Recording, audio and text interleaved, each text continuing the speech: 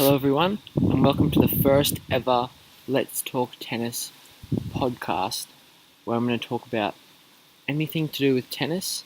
Hopefully in the future, when more people start watching this, you can leave comments about what you want me to talk about. I can just have a chat about whatever I want to do with tennis. Sorry about all the background noises with all the trees blowing in the wind. I'm doing this outside. It's a bit windy.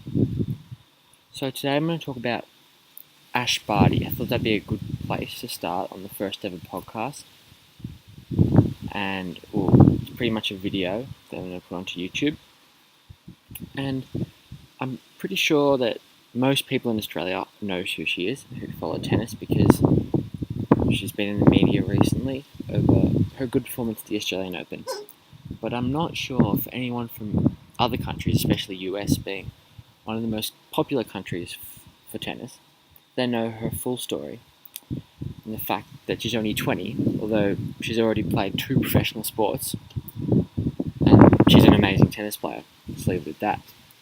So, Barty is a country girl from country Queensland, just a state in Australia, and was always a prodigy in the tennis world. She started travelling the world at the age of 13, playing tennis, which is a very young age, especially for someone from the country.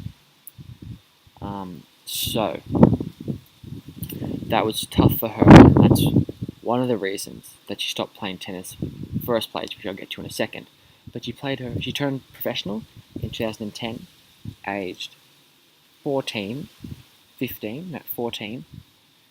and she played her first ever Australian Open in 2012, aged 15.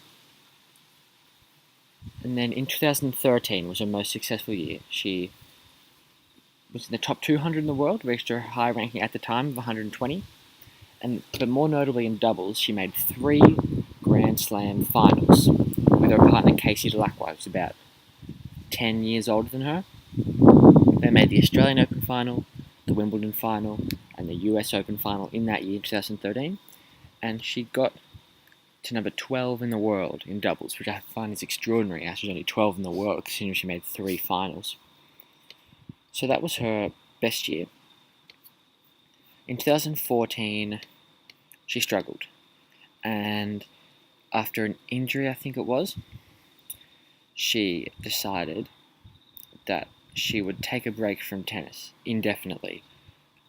I always thought she wasn't going to come back, which is a great shame, because she was only 18 at the time. So she was 17, she only made 3 finals, Grand Slam finals in doubles. So then she went and played cricket, and she played professional domestic cricket in the Women's League in Australia, which is pretty amazing. You just hop over to another sport and play over there professionally.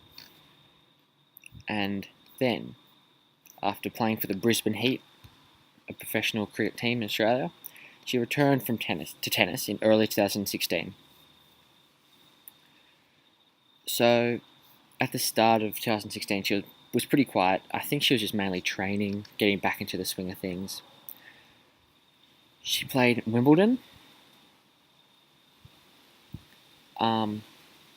where she made the semi-finals of a ITF tournament, quarterfinals of another ITF tournament, and she also lost in the second round of Wimbledon. So that boosted her ranking up a bit. And then she didn't really play much towards the end of the year, and finished the season at a ranking of 271, although she barely even played. I bet she was mainly training for the Australian summer, which was obviously worth it because she performed there in the Brisbane International, the first tournament of the year. She made the second round and lost to Angie Kerber, number 1, in 3 sets. And then she went to Australia. She pulled out of Hobart because of injury. Then came to the Australian Open and made the 3rd round, which was amazing for her. She'd never made the 3rd round of a Grand Slam before. And she also made the quarterfinals in the doubles with Casey Dellacqua.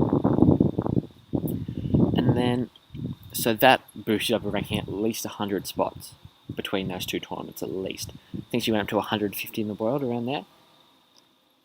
So then, she played for the Fed Cup and she lost in 3 sets to Alina Svitolina, who's been one of the top performing players so far this year. And then in the Kuala Lumpur Open in Malaysia, I think maybe it's called the Malaysian Open, I'm not 100% sure. She was a qualifier, unseeded. No, I think she was seeded in qualifying.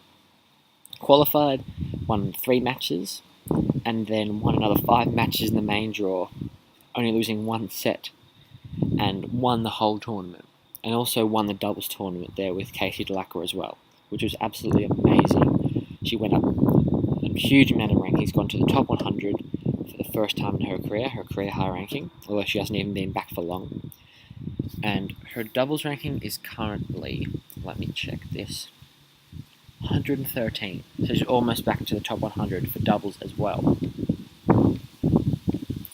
So this year's been very, very successful already for her. And if you look at the race rankings, which is just the accumulative points so far this year, she's ranked 20 in the world. So she's been the 20th best performing player in the world so far this year. And she is, although she's done all this stuff already, she's still only 20. Soon turning 21 in about a month's time. Which is absolutely amazing. And no one would have predicted this success from her already. I think her goal was maybe top 100 by the end of the year, or maybe getting direct acceptances into the Grand Slams, but that's definite for these coming Grand Slams, because she's got no points to defend. So she's got a wild card into Miami, and she'll be playing Eugenie Bouchard in the first round there soon, tomorrow, where I am right now. And so what I'm predicting for her from the future, if you've ever seen her play, she has power from the baseline, she's a nice serve, she's an overall solid player, but what sets her apart is her slice backhand and her volleys. And if you've seen much of women's tennis, you know that they can hit the ground, all of them, they all hit their ground strokes extraordinarily well. But the slice backhand and the amazing volleys is what really sets her apart, because sometimes some of the women are a bit afraid to come into the net and finish off and struggle with the low, normal volleys. And that makes her an extraordinary doubles player as well. Todd Woodbridge, when he was commentating one of her matches during the Australian summer, talked about how he thinks she'll be number 1 doubles player in the world. And I have to agree there. She is amazing. She is an amazing doubles player. Playing with Casey. Sorry about that stuff up in the audio there, but what I was saying, I'd have to agree with Todd. Her amazing double skills, amazing volleys, amazing slice backhand really sets her apart in the doubles, and she could be number 1 doubles player in the world, winning multiple Grand Slams if she keeps playing and if she keeps motivated. That's the main thing for her, I think, because she's a country girl. She loves her family, she loves being home. So traveling the world mainly by herself is tough for her, although playing with Casey and traveling the world with Casey's probably definitely helped her with that. And I think she should definitely be a top 50 player by the end of the year, and definitely a top 20, if not top 10 player. Potential Grand Slam winner for singles if she keeps up, if she keeps working hard, if she keeps motivated, and if she plays aggressive and also comes into the net.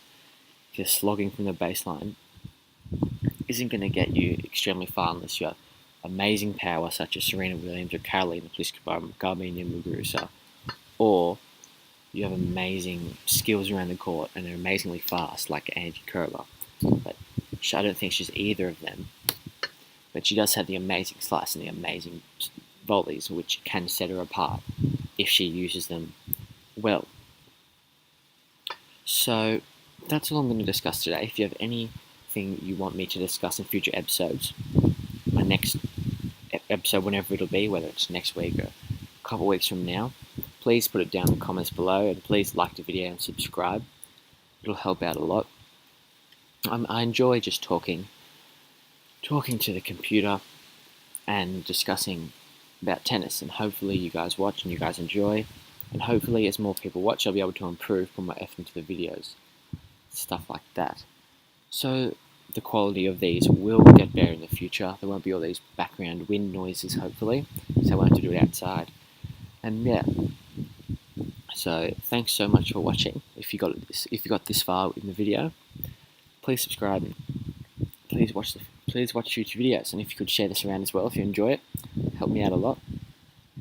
So then again, thanks, and I'll see you next week. I might talk about what happened in Miami.